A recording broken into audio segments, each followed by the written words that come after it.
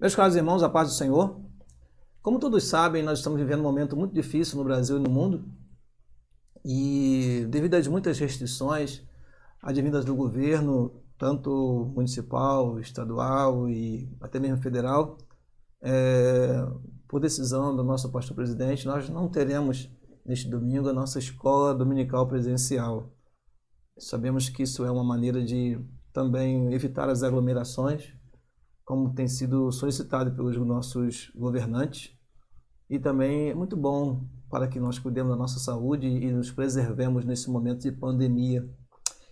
Mas foi sugerido e nós estamos aqui para poder atender aos irmãos que porventura não poderão estar assistindo a aula da escola dominical por outro meio, porque hoje temos muitos pastores que transmitem as suas EBDs, e a ADECOL quer neste momento também oferecer para você, meu querido irmão, aluno da escola dominical, professor também, um momento de reflexão bíblica baseada na lição que seria estudada neste domingo.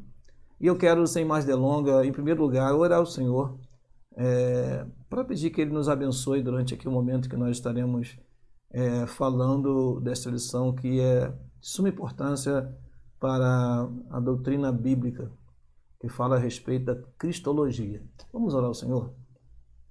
Pai querido e amado, no nome de Jesus Cristo, teu Filho, nós chegamos até a Ti em oração para pedir a Ti, Senhor, que durante esta ministração, durante este ensino, o Teu Espírito nos inspire a falar apenas aquilo que a Tua Palavra verdadeiramente nos diz. Senhor amado, abençoe todos aqueles que ouvirão este áudio, este vídeo e que, Senhor, de alguma forma serão notificados, informados e fortalecidos através da Tua Palavra, Senhor. A Tua Palavra edifica, a Tua Palavra renova.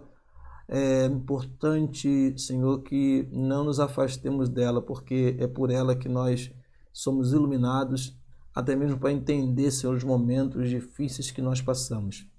Tenha misericórdia da Tua igreja, que neste momento, Senhor, fica privada da sua reunião em um templo, mas como somos igreja, Senhor, queremos enfrentar esta dificuldade como os nossos queridos irmãos enfrentaram dificuldades no primeiro século, enfrentaram durante a Idade Média, durante todos os tempos, Senhor, que a igreja prosperou e venceu, cumprindo a Tua palavra, que as portas do inferno não prevalecem contra a Tua igreja.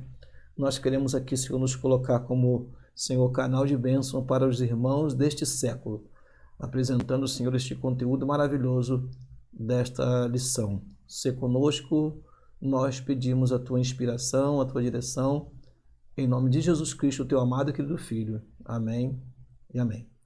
Bom, meus amados irmãos, na lição deste domingo, nós temos como título, como tema, Jesus, o homem perfeito.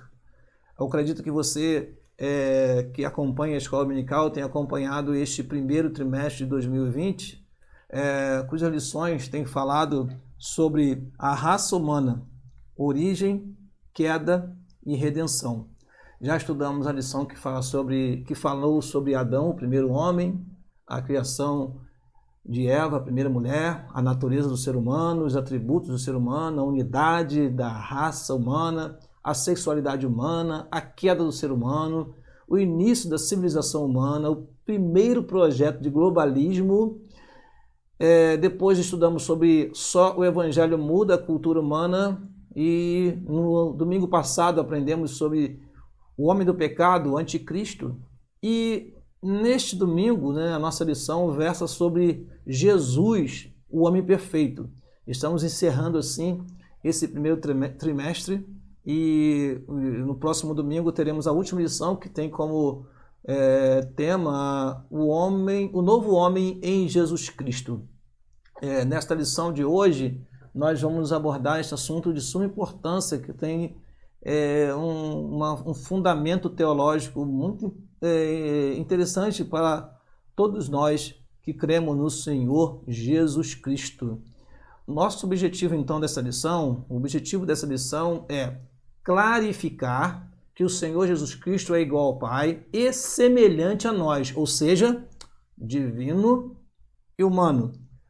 Ou seja, essa lição ela busca, através de seus objetivos específicos, primeiro, expor a divindade de Jesus, provar e mostrar como a Bíblia retrata que Jesus é Deus, que não é um Deus, como muitos querem dizer, baseados em doutrinas espúrias, e não é apenas um homem na história, que muitos querem apenas mostrar para nós, mas ele é Deus. Vamos ver isso, né? Nós temos um evangelho que foi escrito exatamente para provar a divindade do Senhor Jesus Cristo, que é o evangelho de João. E, segundo objetivo específico, é explicar a humanidade de Jesus, ou seja, Cristo é Deus, mas Cristo se fez homem e habitou entre nós. E esta humanidade ela está expressa em vários textos sagrados, alguns deles falaremos nesta lição. E por último, assinalar a perfeição deste ser, deste Jesus, o homem perfeito, principalmente no que diz respeito à expressão o Filho do Homem, e também a expressão o último Adão, trataremos aqui deste assunto. Ou seja, esses são os nossos objetivos específicos que serão tratados durante essa lição. Nossa leitura bíblica em classe está no Evangelho de Lucas, capítulo 2, versículo 40 ao 52. Vou ler com você. Acompanhe, por favor, a leitura. E o menino crescia e se fortalecia em espírito, cheio de sabedoria, e a graça de Deus estava sobre ele. Ora, todos os anos iam seus pais a Jerusalém, à festa da Páscoa, e, tendo ele já 12 anos, subiram a Jerusalém, segundo o costume do dia da festa. E, regressando eles, terminados aqueles dias, ficou o menino em Jerusalém e não o souberam seus pais. Pensando, porém, eles que viria de companhia pelo caminho, andaram caminho de um dia e procuravam-no entre os parentes e conhecidos. E, como não o encontrassem, voltaram a Jerusalém em busca dele. E aconteceu que, passados 3 dias, o acharam no templo, assentado no meio dos doutores, ouvindo-os e interrogando-os. E todos os que o ouviam admiravam a sua inteligência e respostas. E, quando ouviram, maravilharam-se. E disse-lhe sua mãe: Filho, por que fizeste assim para conosco? Eis que teu pai e eu, ansiosos, te procurávamos. E ele lhes disse: Por que é que me procuráveis? Não sabeis que me convém tratar dos negócios de meu pai?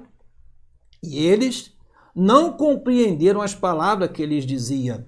E desceu com eles, e foi para Nazaré, e era-lhe sujeito, e sua mãe guardava no coração todas estas coisas. E crescia Jesus em sabedoria, e em estatura, e em graça para com Deus e os homens. Nosso textuário se encontra, é exatamente esse último versículo que fala que Jesus crescia em sabedoria, em estatura e em graça para com Deus e os homens. A verdade prática diz o seguinte: verdadeiro homem e verdadeiro Deus, o Senhor Jesus é igual ao Pai e semelhante a nós. Sua divindade e humanidade não são aparentes, são reais, perfeitas e plenas. Assim está em nossa revista da EBD, a nossa verdade prática, como acabamos de ler para vocês aqui agora. Muito bem, partindo então para a nossa lição, temos como um ponto central que é mostrar o Senhor Jesus Cristo como verdadeiro homem e verdadeiro Deus. Os tópicos da nossa lição estão assim distribuídos: Jesus, verdadeiro Deus, sua eternidade com o Pai, seus atributos, grandeza e perfeições, esvaziou-se de sua glória, mas não da sua divindade, é importantíssimo isso. Jesus esvaziou-se da sua glória, mas ele não deixou de ser Deus para estar entre nós. O segundo tópico, Jesus, verdadeiro homem, fala sobre, primeiro, ele estava no seio do Pai. Ele foi profetizado e mostrado já no Antigo Testamento que que ele viria e estaria entre nós, o Emanuel, o Deus, estaria conosco. Ele foi encarnado, ou seja, o Verbo se fez carne e habitou entre nós, como está escrito em João no capítulo 1, no versículo 14. Jesus nasceu na plenitude dos tempos, vamos ver sobre isso também. Foi no tempo certo, na hora certa, segundo o plano de Deus que ele veio a este mundo. Em Israel, Jesus é apresentado ao mundo, o último subtópico do segundo tópico. E por último aqui, no terceiro tópico, Jesus, o homem perfeito.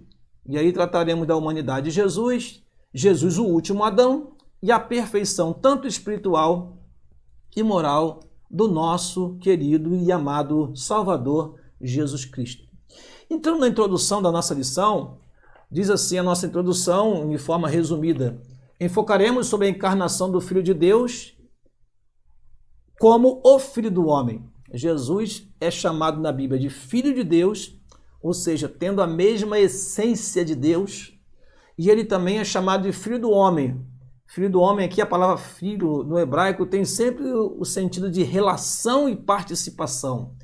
Quando falamos de filhos do reino, estamos falando daqueles que pertencem ao reino. Quando falamos de filhos da perdição, ou o filho da perdição, falamos daquele que tem a sua vida marcada por uma vida de perdição. Filhos de desobediência ou filhos da desobediência são aqueles que estão debaixo ou sob uma vida de desobediência para com Deus. Então, porém, entretanto, quando falamos sobre Jesus como Filho do Homem, estamos falando da sua relação com a humanidade. Jesus, ele é Filho de Deus, mas ele também é Filho do Homem. E quando olhamos aí Isaías capítulo 9, versículo 6, está escrito: porque um menino nos nasceu, um filho se nos deu. Então, como homem, Jesus Cristo veio como menino, mas como filho de Deus, ele foi dado. Um filho se nos deu. Está escrito em João 3,16, no nosso texto da Bíblia: porque Deus amou o mundo de tal maneira que deu o seu Filho unigênito, para que todo aquele que nele crê não pereça, mas tenha a vida eterna. Bom, diz mais a nossa introdução: apresentaremos o Senhor Jesus como ser humano perfeito, sua humanidade geral. A Bíblia ensina tanto a divindade e a humanidade de Cristo. As duas naturezas de Cristo são perfeitas e harmônicas. Vamos lá. Continuando aqui, no primeiro tópico temos o seguinte: Jesus, verdadeiro Deus. E aí a nossa lição começa mostrando a sua eternidade com o Pai. Antes desse primeiro tópico, há uma expressão importante na nossa lição que diz: professamos que o Senhor Jesus era e é perfeitamente humano e perfeitamente divino. Ele não era meio homem nem meio Deus. Há algumas pessoas que pensam que pelo fato de Jesus Cristo ser homem e Deus, ele é 50% homem e 50% Deus. Não. Ele é Deus plenamente e é homem plenamente. Né? Isso nós vamos ver aqui pelos versículos bíblicos desta lição.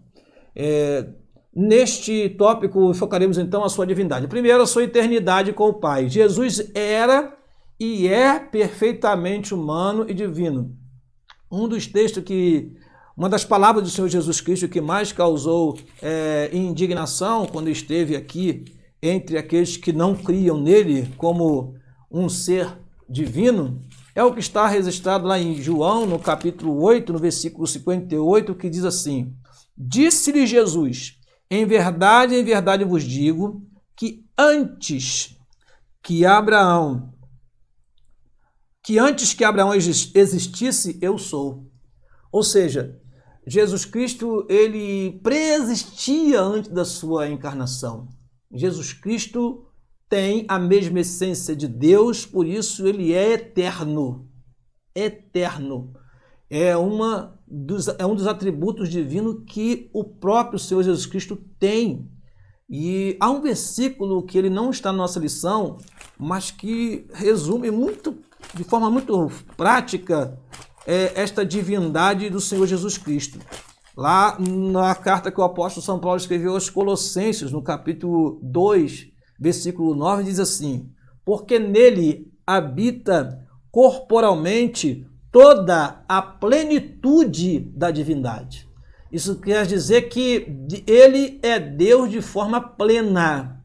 Ele não é 50% Deus, ele é Deus de forma plena. Nele habita, e disse Paulo, corporalmente toda a plenitude mesmo da divindade. Então, voltando para a nossa lição aqui, nós vemos o seguinte: a sua eternidade com o Pai. Jesus era e é perfeitamente humano e perfeitamente divino. Se olharmos lá o Evangelho de João, no seu primeiro capítulo, quando João ele começa a escrever, ele não faz como Lucas, falando da sua ascendência humana, mas fala da sua ascendência divina. Ou seja, quem era Jesus no relato de João? João, capítulo 1, versículo 1 diz assim: no princípio era o Verbo, e o Verbo estava com Deus, e o Verbo era Deus. E diz mais: ele estava no princípio com Deus. Todas as coisas foram feitas por ele, e sem ele, nada do que foi feito se fez. Então Jesus, ele pré-existia, ele participou ativamente da obra da criação. Por isso não aceitamos de jeito nenhum alguém falar que Jesus foi um ser criado. Não aceitamos de jeito nenhum alguém dizer que Jesus um dia foi gerado na eternidade. Não. Jesus, ele é eterno, segundo a própria palavra de Deus nos fala. Diz assim a palavra, a nossa revista mais uma vez: antes da sua encarnação, ele estava com o Pai e criou todas as coisas. O texto nós já lemos. Antes, a nossa revista fala o seguinte, lá em Isaías 9,6, diz que ele é o Pai da eternidade. Isaías, no capítulo 9, versículo 6, você deve conhecer esse versículo, que é um versículo muito conhecido, aliás, já o citei aqui anteriormente, mas diz lá a palavra do Senhor: porque o menino nos nasceu, e o filho se nos deu, e o principado está sobre os seus ombros, e o seu nome será Maravilhoso, Conselheiro, Deus Forte, Pai da eternidade e Príncipe da paz. Se ele é Pai da eternidade, ele é muito superior ao que muitos estão imaginando aí, reduzindo a sua divindade a algo que a Bíblia não registra. Então vamos ficar com a palavra de Deus, porque a palavra de Deus é a verdade. Suas atividades eternas são lindamente descritas de forma poética em Provérbios capítulo 8, você pode ver isso depois com mais calma. Bom, seus atributos e grandezas e perfeição é o tópico número 2, aqui nos fala sobre o Senhor Jesus Cristo como unigênito. Prosseguindo aqui, o Senhor Jesus como unigênito de Deus, não somente é eterno, como também é Pai da eternidade, já falamos. Diz aqui seus atributos, grandezas e perfeições. Há um livro muito conhecido do nosso querido pastor Orlando Boyer, é a Pequena Enciclopédia Temática Bíblica, que apresenta cerca de 150 nomes, títulos e ofícios do Senhor Jesus Cristo. Veja como Jesus é maravilhosamente registrado na Bíblia como um ser poderoso, como o Todo-Poderoso, né? Não apenas um homem perfeito, não apenas um homem, um líder religioso ou um profeta, mas o próprio Deus. Então, os seus atributos, quando olhamos aqui pela Enciclopédia Bíblica, por exemplo, vemos aqui, ele é descrito na Bíblia como Alfa e Ômega, princípio e fim, é o que está escrito em Apocalipse, capítulo 1, versículo 8, é o tópico, o finalzinho desse tópico número 6 que você está vendo aí na tela. Então, ele é Alfa, Ômega, ele é o Amém, ele é o apóstolo, ele é o autor da nossa salvação. Enfim, há inúmeros, podemos até enumerar, é claro, mas há vários nomes, títulos do Senhor Jesus Cristo que provam a sua divindade, né? Vamos continuar aqui. Jesus Cristo é a fonte de vida, né? Ele não é apenas um ser que traz um alento, que traz uma melhora de vida, não. Ele é a fonte de vida. Nele estava a vida. Diz lá em João, no capítulo 1, versículo 4. Vamos desfolhar aqui a palavra de Deus e ler para você. João, capítulo 1, versículo 4, fala assim: nele estava a vida, e a vida era a luz dos homens. Jesus tem vida em si mesmo. Esse versículo aí, João 5,16, na verdade, ele está equivocado. Na verdade, é João 15, versículo 26, que diz assim, ó: porque como o Pai tem a vida em si mesmo, assim deu também ao Filho ter a vida em si mesmo. João, capítulo 5, versículo 26, não 16, como a nossa revista está aí dizendo, né? Depois até a revista comete mais um equívoco muito pequeno, que ele diz que sendo Deus de Deus, na verdade, sendo Filho de Deus, é imutável. Hebreus capítulo 13, versículo 8, você deve lembrar desse versículo. Jesus Cristo é o mesmo ontem, hoje e eternamente. Assim como Deus não muda, assim como o Pai não muda, o Senhor Jesus Cristo também, ele é imutável. Quando lemos aqui no livro do profeta Malaquias, no capítulo 3, versículo 6, está escrito: porque eu, o Senhor, não mudo, por isso vós, ó filhos de Jacó, não sois consumidos. Assim como o Pai não muda, Cristo também é imutável. Ele é o mesmo ontem, hoje e eternamente, porque ele é Deus. Ele é onipresente, ele é onisciente, ele é onipotente, ou seja, ele possui os atributos divinos na sua plenitude, como nós já aprendemos aqui nesta aula.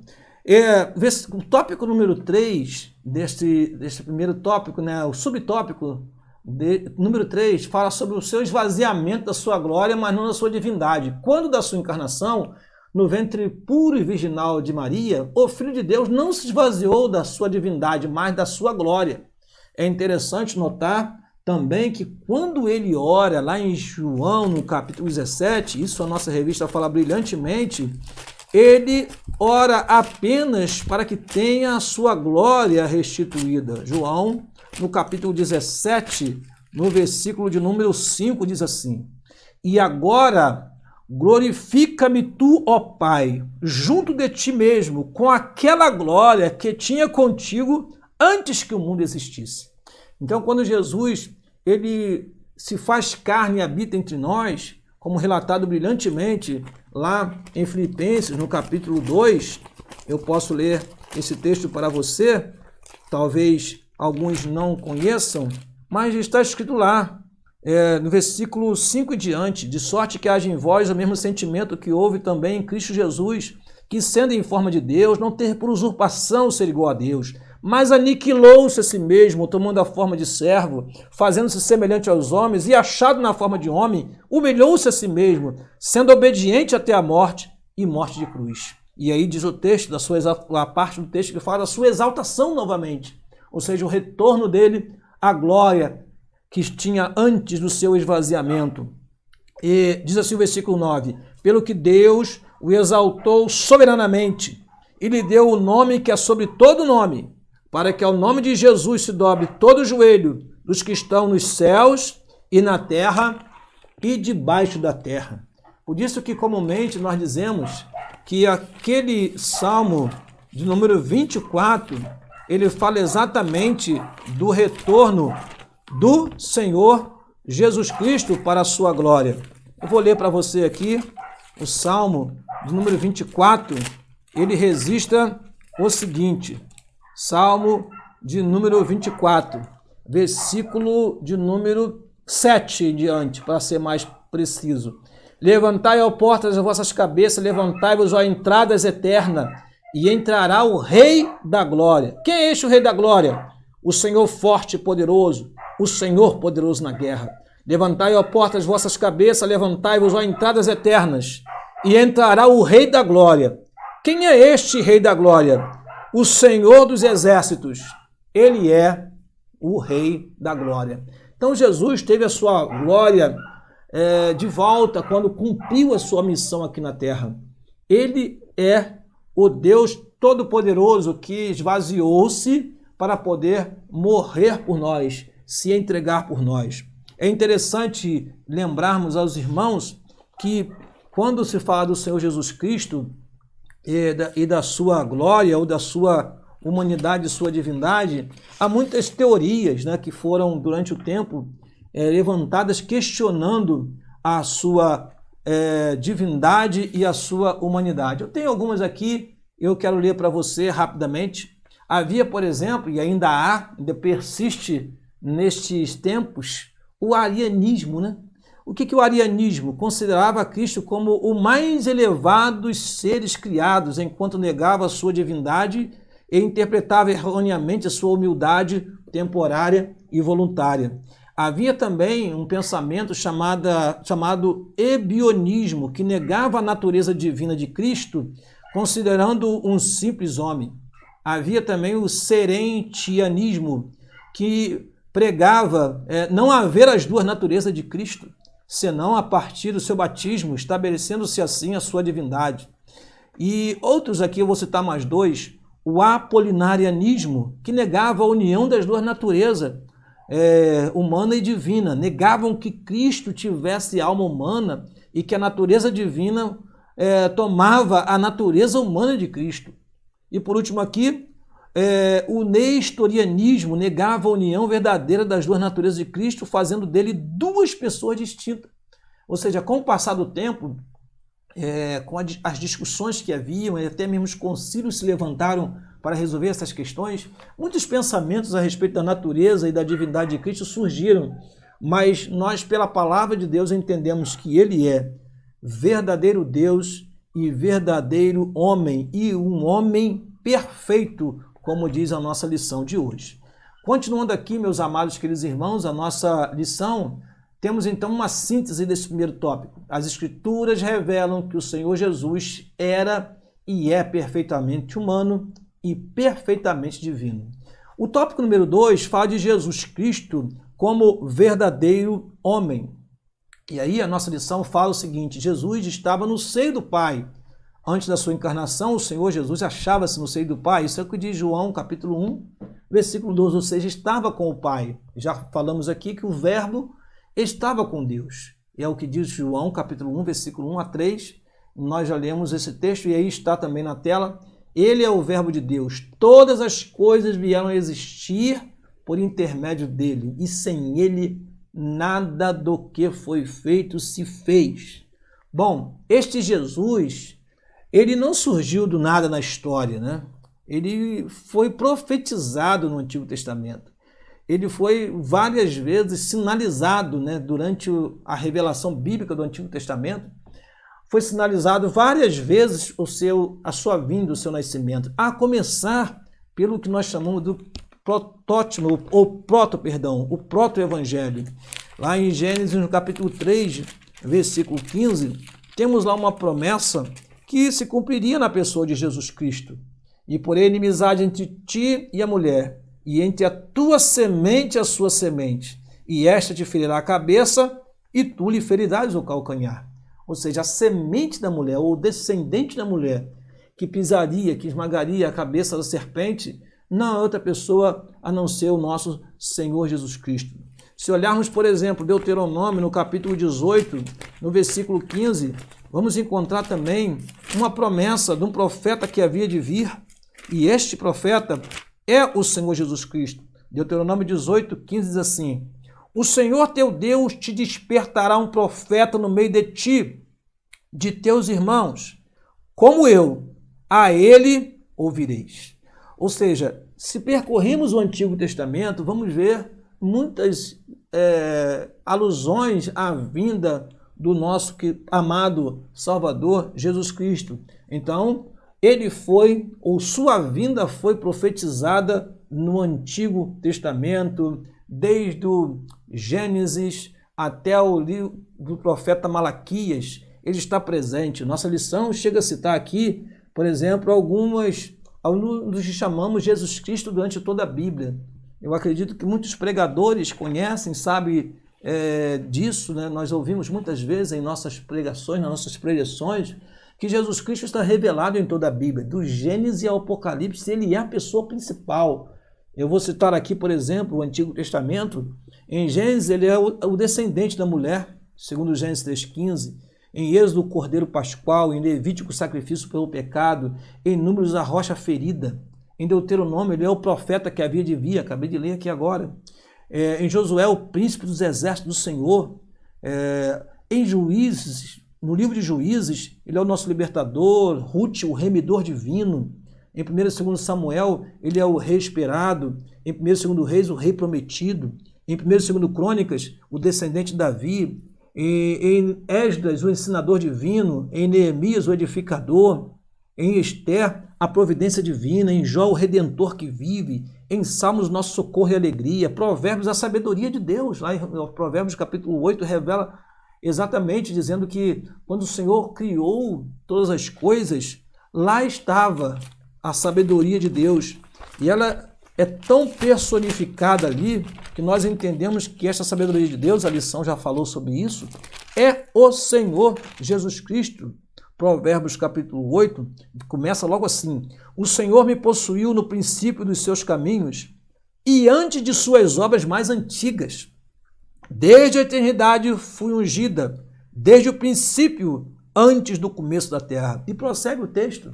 Ou seja, em Provérbios, Jesus é visto como a sabedoria divina. Em Eclesiastes, o pregador perfeito. Em Cantares, o nosso amado. Em Isaías, o servo do Senhor. Em Jeremias, ele é o Senhor dos exércitos. Em Lamentações, o consolador de Israel. Ezequiel, o Senhor que virá. Em Daniel, quem é Jesus?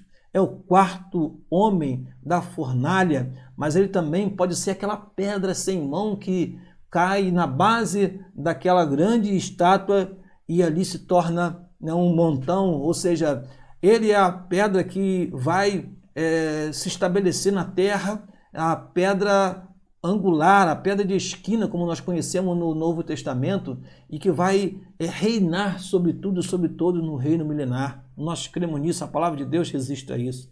Em Osés, ele é o esposo. Em Joel, o juiz das nações. Em Amós, o Deus de fogo. Em Obadias, o Salvador. Em Jonas, a salvação do Senhor. Em Miqueias, o ajuntador de Israel. Em Naum, o cavaleiro da espada flamejante. Em Abacuque, o puro de olhos. Em Sofonias, o pastor de Israel. Em Ageu, o que faz tremer os céus e a terra. Em Zacarias, o renovo. Em Malaquias, ele é o anjo do concerto. Ou seja, não vou ler aqui o Novo Testamento, porque a nossa lição fala que o Antigo Testamento revela o Senhor Jesus Cristo, profetiza acerca dele. Todos estes registros sagrados, né, que falei aqui agora, e toda esta visão de que Jesus Cristo era mostrado, prova que ele é notificado, mostrado, anunciado desde o Antigo Testamento. Bom, quando chegou no Novo Testamento, ele encarnou, na verdade, ele se tornou carne, o verbo se fez carne e habitou entre nós, diz lá em João, no capítulo 1, versículo 14. Sua humanidade não era ilusória, como diz aqui aqueles ensinamentos que eu mostrei para vocês há pouco, é real. Embora concebido sobrenaturalmente, o seu nascimento foi tão natural quanto o nosso. Ou seja, a sua concepção foi miraculosa, mas o seu nascimento e o seu desenvolvimento como homem foi normal. O texto que nós lemos aqui, nós falamos sobre o versículo Lucas 2,52, diz que e crescia Jesus. Então ele teve um crescimento como todos os meninos daquela época, né? Nada diferente. Há uma coisa apenas que faz toda a diferença, é que Jesus Cristo não conheceu o pecado. E isso a nossa lição aborda de forma brilhante aqui, e reiteradas vezes nós vemos esse ensinamento. Muito bem, diz assim, embora ambos os livros lá do Antigo Testamento, Gênesis e Malaquias, há outras profecias carregadas de significado tanto para Israel como para os gentios, né? Vamos lá. Jesus é o tema das duas principais alianças da história sagrada, a de Abraão e a de Davi, né?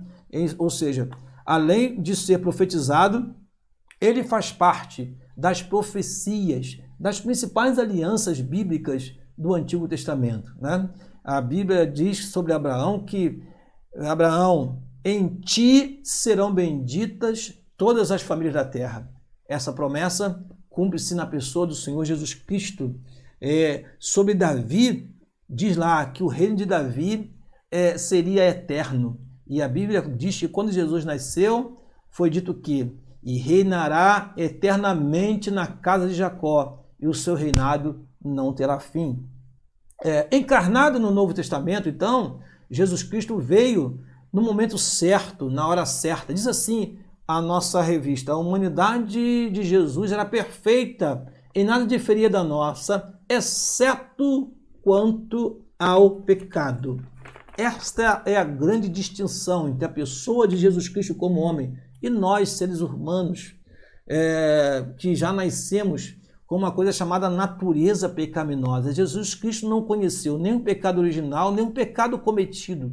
Enfim, isso nos dá a perfeita ideia de que ele era o Cordeiro perfeito para morrer pela humanidade. Ora, se você se lembrar do Antigo Testamento, o Cordeiro para ser imolado e ser o Cordeiro da Páscoa, ele deveria ser separado e observado, não poderia ter defeito algum para que pudesse servir como Cordeiro da Páscoa, como Cordeiro para o sacrifício.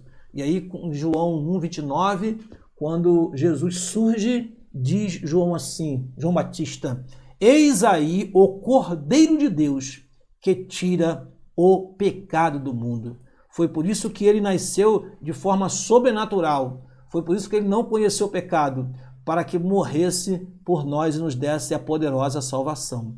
Diz aqui o nosso tópico o seguinte, no tópico 3, no final diz assim: no jardim da agonia experimentou profunda tristeza. A nossa semelhança, a humanidade de Jesus era completa. Ele tinha corpo, alma e espírito. Isso é muito bom falar aqui de forma bem clara. Ele era humano. A Bíblia retrata exatamente dos seus sentimentos, fala do seu corpo limitado. Resumidamente, eu posso resumir para você aqui dizendo que Jesus, como homem, cresceu, comeu, dormiu, orou, chorou e morreu. Como homem morreu, mas como Deus, ele resistiu a esse momento de morte, ou seja, era necessário que ele passasse por esse momento para que vencesse também a morte. Está escrito lá em Apocalipse capítulo 1, versículo 18, um texto magnífico que fala do Senhor Jesus Cristo, que agora tem nas suas mãos a chave da morte e do inferno. Apocalipse 1, versículo 18 diz assim: e o que vivo e fui morto. Olha que expressão maravilhosa. E o que vivo e fui morto.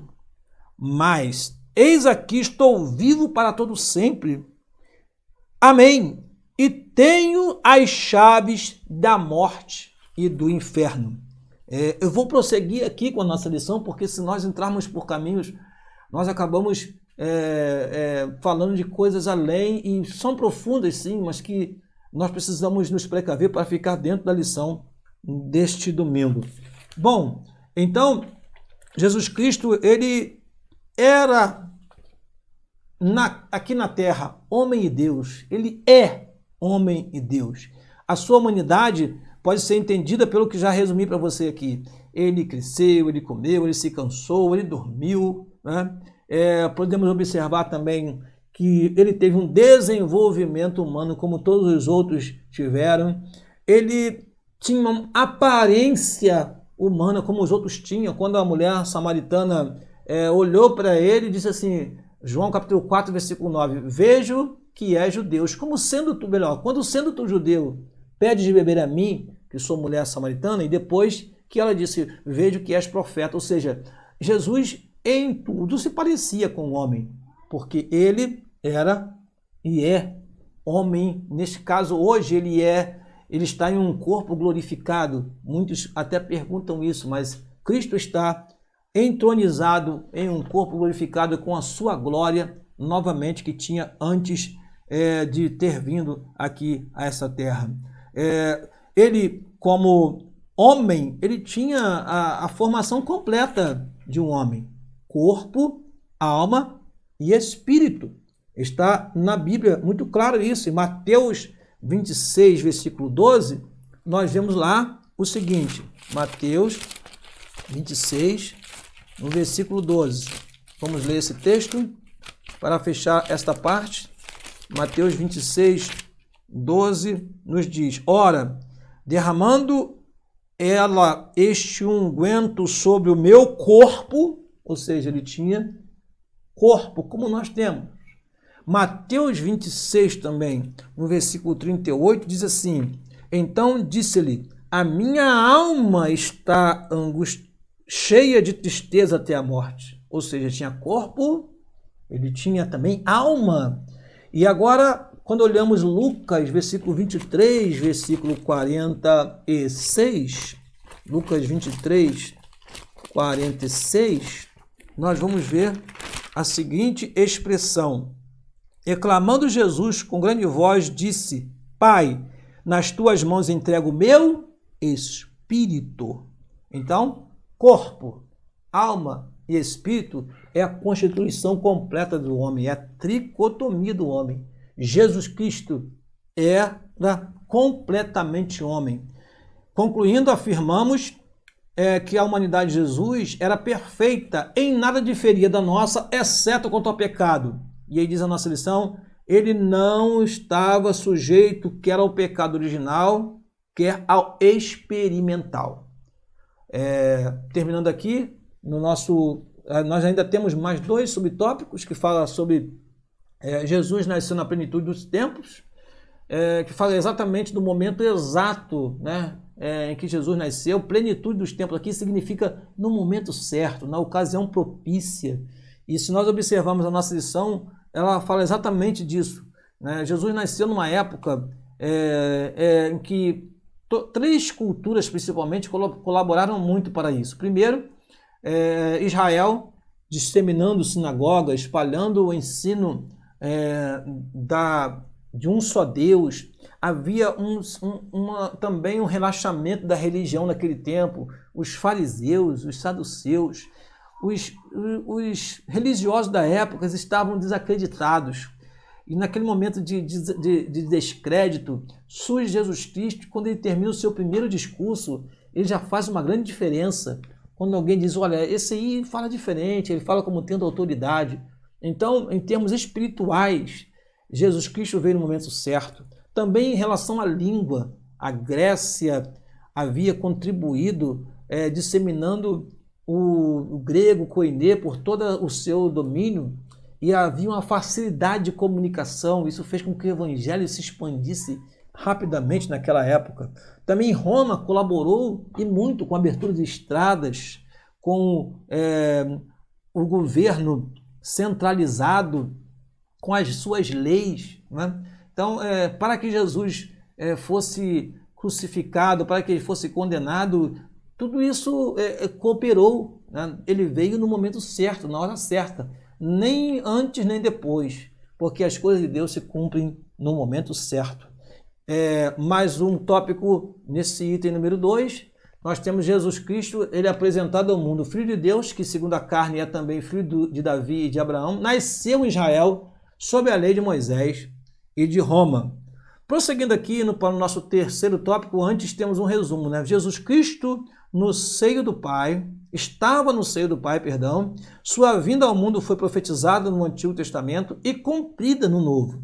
Nós falamos sobre isso aqui nesse segundo tópico. E por último, Jesus, o homem perfeito.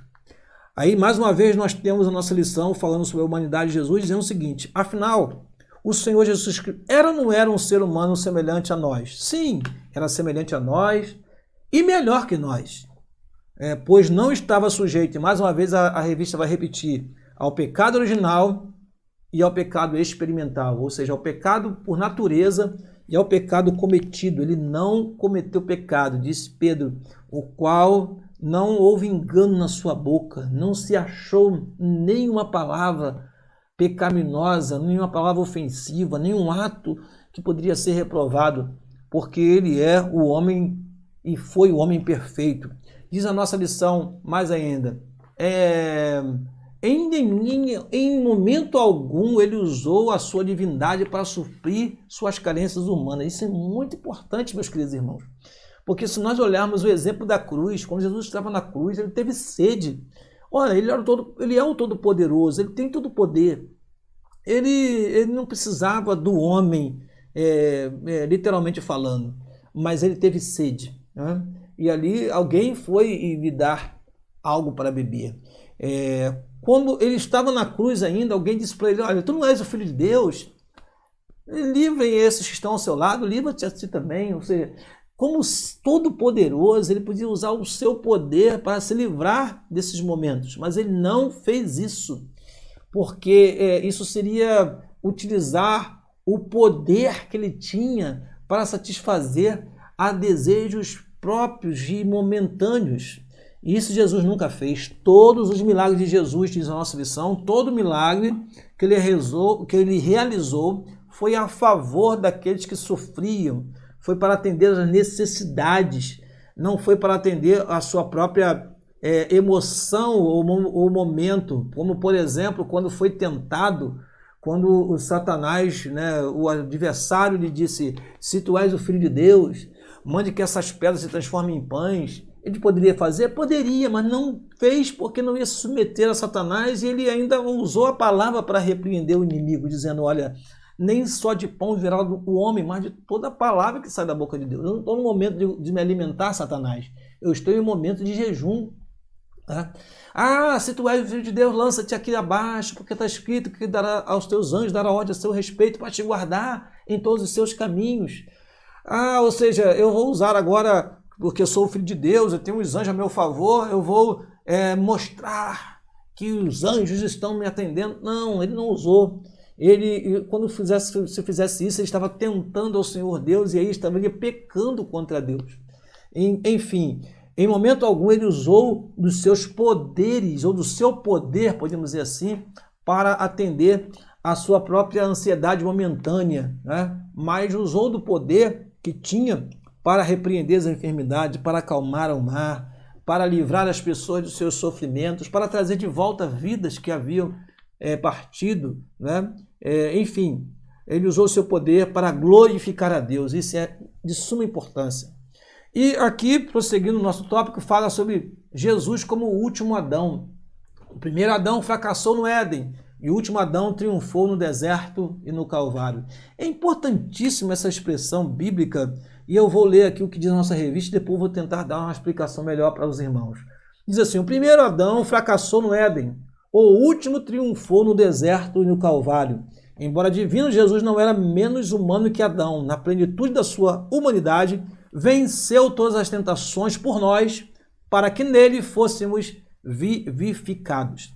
É interessante que quando se fala de Adão e Jesus, primeira coisa que eu queria dizer para você é que quando olhamos para esses dois personagens, Adão e Jesus, nós primeiro vemos que eles têm uma similaridade, ou seja, característica muito comum. Por exemplo, Adão e Jesus tiveram um começo de vida miraculoso. Adão, ele nasceu, podemos dizer assim, ou foi formado já adulto, e de forma maravilhosa.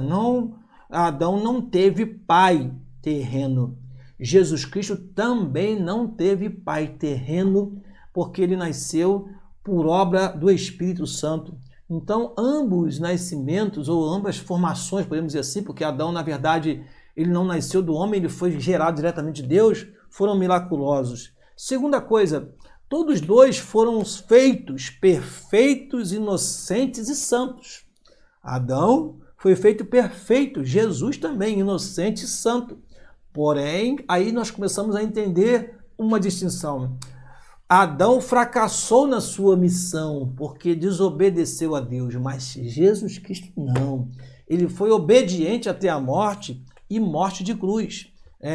Adão e Jesus são dois personagens que são conhecidos como cabeça da humanidade. Jesus como cabeça Adão como cabeça da raça humana e Jesus como cabeça de todos aqueles que são redimidos, ou seja, cabeça da igreja.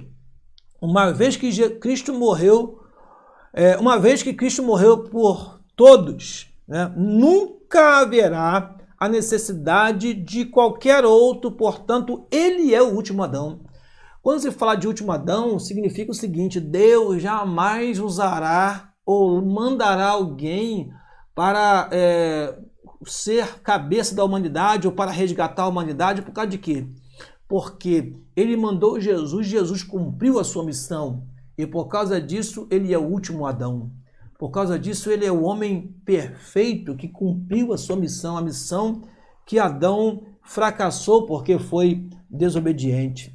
Ambos foram doadores de vida, ou seja, através de Adão vieram todos os descendentes e toda a humanidade.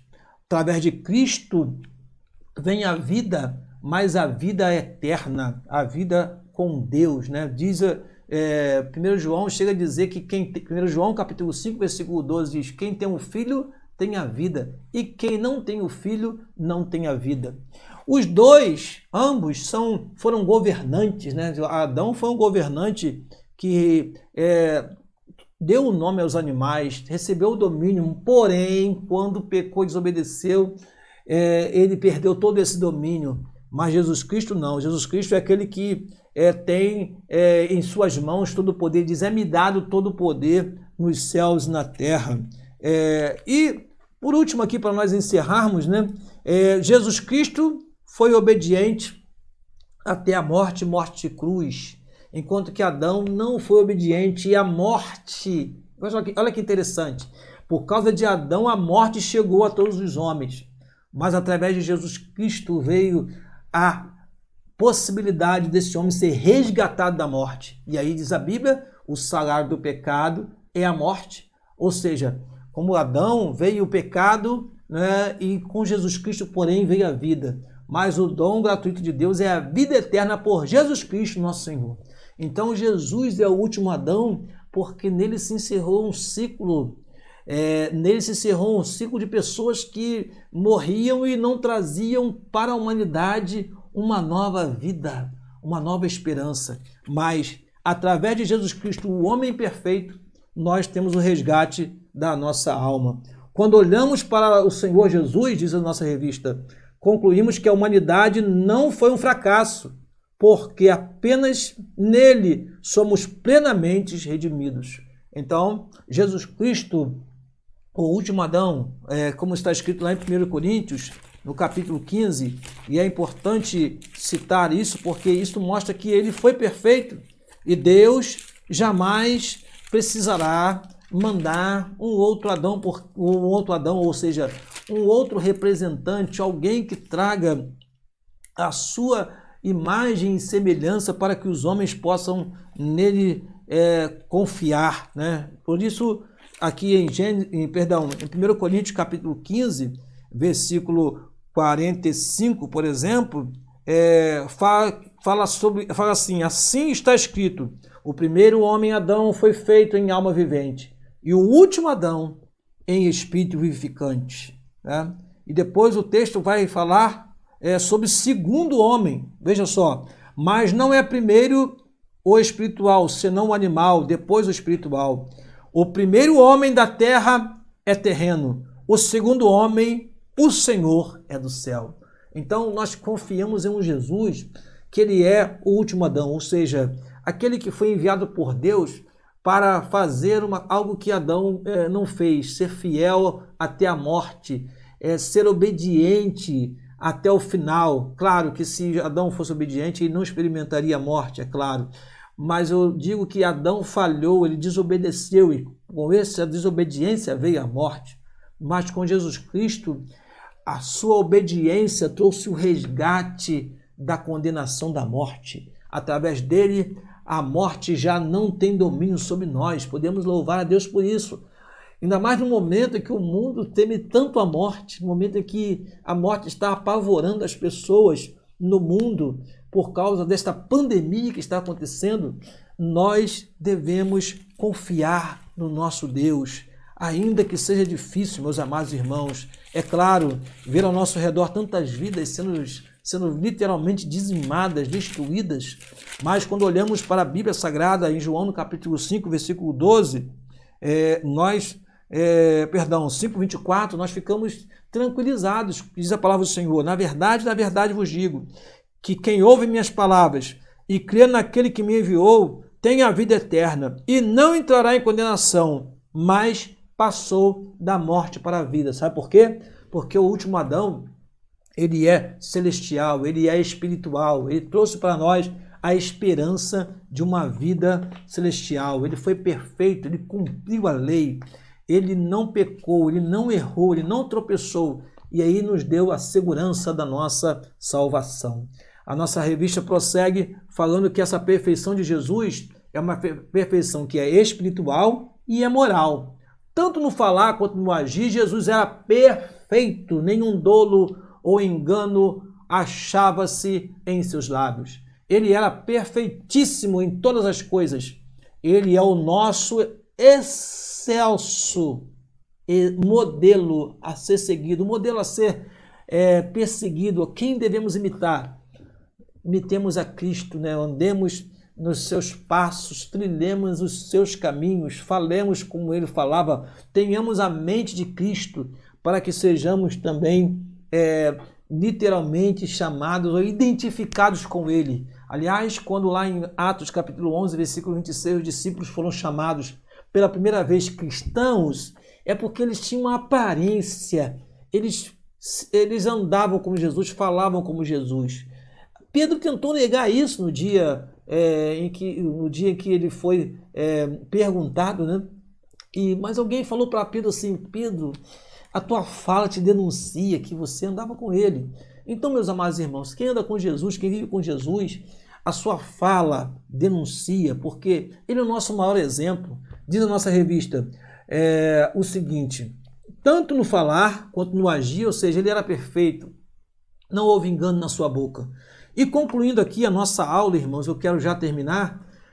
Vamos primeiro à síntese desse tópico. Jesus é semelhante a nós e melhor do que nós, pois não estava sujeito, quer ao pecado original, quer ao experimental. Conclusão. E por Jesus ansiamos. Eu vou ler na nossa revista, que é melhor e mais completa, diz assim a nossa revista: olhando firmemente para Jesus, o autor e consumador da nossa fé, chegaremos à estatura de varão perfeito. Olhemos para Jesus, nosso modelo é Jesus, nosso alvo é Cristo. Homens e mulheres moldados pelo Espírito de Cristo.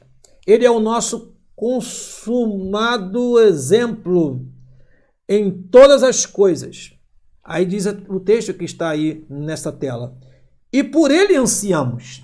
Ou seja, é ele que nós desejamos seguir, ver, contemplar. Ansiamos Cristo.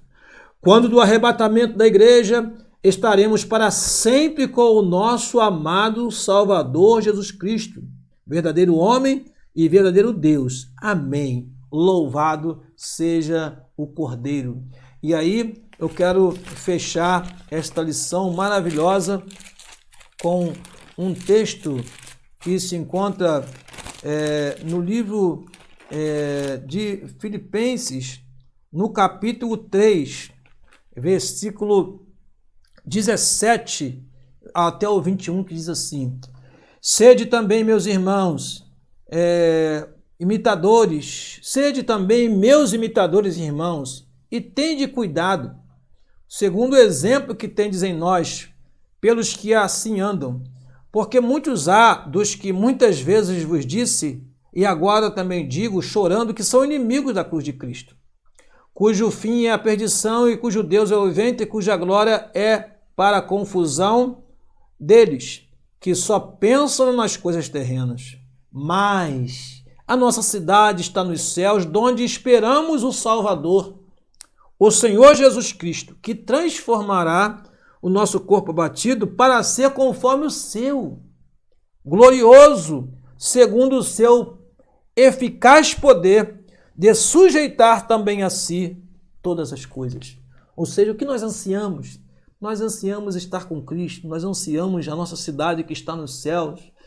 Terminamos aqui olhando da grande aflição que está acontecendo nas cidades, do grande movimento que está acontecendo nas cidades, por causa desta pandemia que está acontecendo em todo o mundo.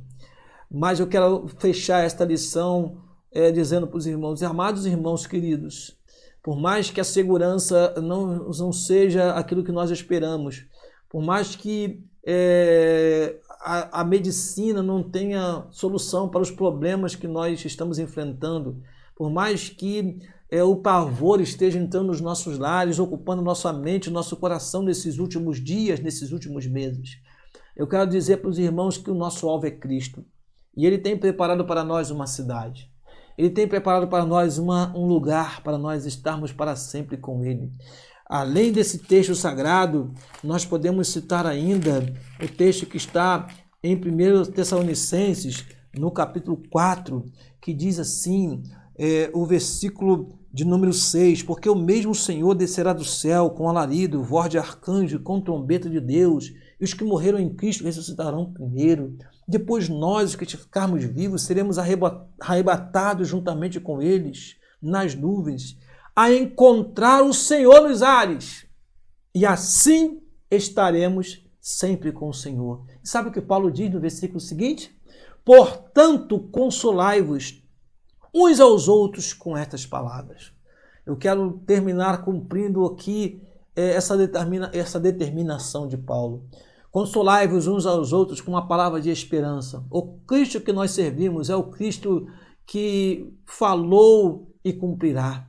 Falou e nenhuma das suas palavras cairá por terra. A confiança da igreja, a esperança da igreja é o seu arrebatamento, é estar com o Senhor, é habitar numa cidade que jamais será fechada por causa da violência ou por causa da pestilência. É morar numa cidade onde a paz, onde a alegria será eterna, onde não haverá o silêncio que está acontecendo hoje, porque lá nos céus adoraremos ao Senhor, como está escrito em Apocalipse capítulo 4 e 5, quando os seres angelicais ali louvam, adoram ao Senhor eternamente. Meu querido irmão, eu quero encerrar esta palavra, esta aula com uma oração e que você possa orar comigo neste momento. Vamos orar pelo nosso Brasil, vamos orar pela nossa cidade, vamos orar pela nossa igreja, vamos orar pelo nosso pastor, o pastor Samuel da Silva, vamos orar pelos pastores das igrejas que estão passando por uma pressão muito grande nesses últimos tempos, para que Deus possa lhes dar graça e assim o evangelho possa continuar sendo pregado e almas continuem sendo salvas para a glória do Senhor Jesus. Ore comigo, por favor. Pai querido e amado, nós queremos chegar à Tua presença mais uma vez, agradecendo por este momento de exposição bíblica que aqui tivemos, Senhor. Eu sei, Pai, que muitas vidas serão alcançadas por essa palavra e por esse vídeo, Pai querido. Mas eu te peço, no nome de Jesus, que a esperança nossa continue sendo avivada e despertada a cada dia. A Bíblia, a Tua palavra nos diz, Senhor, que agora permanecem 3 coisas: a fé, a esperança e o amor. Senhor, neste momento nós queremos exercitar o amor, orando por todos os nossos irmãos e amigos, por toda a nossa nação, por aquelas pessoas que têm sido afetadas por essa pandemia terrível. Pai querido, também queremos alimentar também a nossa fé, a fé na Tua palavra, que é a verdade, que revela-nos para nós os eventos finais e que nós não devemos estar perplexos nem desesperados, porque a Tua palavra é a verdade e ela deve se cumprir. E por último, Pai, eu quero, Senhor, ativar também neste momento a esperança, Senhor. A esperança não de dias melhores, não de dias de melhoria, Senhor, em todos os âmbitos. Claro, Senhor, que queremos o bem de todos, mas sabemos, Pai, que a nossa maior esperança é o arrebatamento da igreja.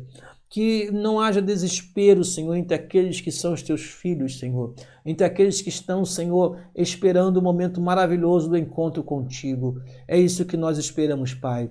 Eu te peço pelas lideranças, te peço pelo nosso pastor presidente, te peço, Senhor, pelas lutas que tem enfrentado, Senhor, em todas as áreas, Senhor, que a Assembleia de Deus do Culubandê, esta igreja missionária, Senhor, não possa, Senhor, parar diante dessa dificuldade. Senhor, temos missionários a serem sustentados no campo, temos, Senhor, toda uma estrutura a ser mantida, Senhor, e este momento nos causa muita apreensão, mas nós confiamos em Ti, nós entregamos em Tuas mãos, Senhor, as nossas próprias vidas, entregamos nas Suas mãos a vida dos missionários, entregamos em Tuas mãos, Senhor, as nossas ansiedades e as nossas necessidades. Se conosco, nós oramos a Ti e Te agradecemos desde já, em nome de Jesus Cristo, Seu amado e poderoso Filho, aquele que é, que era e que há de vir, o Todo-Poderoso. Amém e amém.